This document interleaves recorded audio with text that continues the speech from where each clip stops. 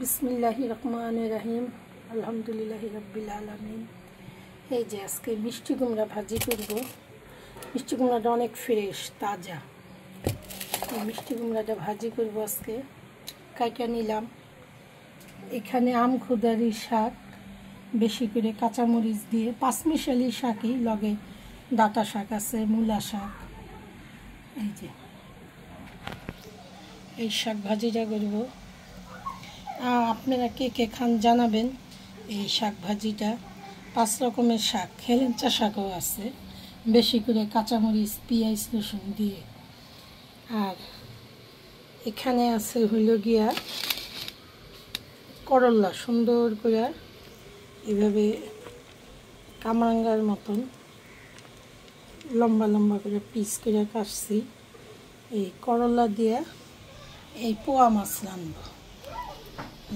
পোয়া মাছ দিয়ে করলার ঝোল হালকা করে ভাজা পরে রান্না করব।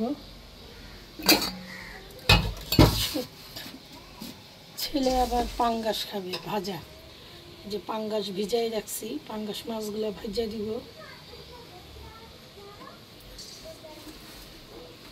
এই তো, আর এটা একদম কুচি কুচি করে পেঁয়াজ কাটছি, রসুন কাটছি।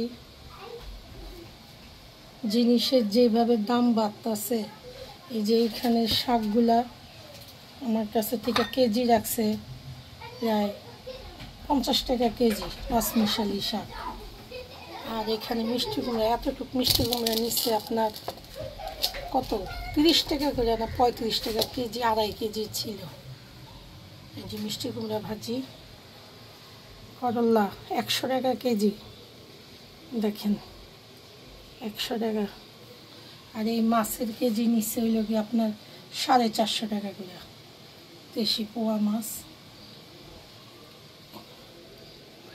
সবাই ভালো থাকবেন, দোয়া করবেন, আল্লাহ আপনাদেরকে ভালো রাখুক, সুস্থ রাখুক, নিরাপদে রাখুক।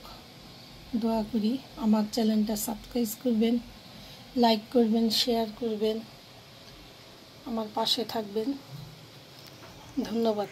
আল্লাহ হাফেজ।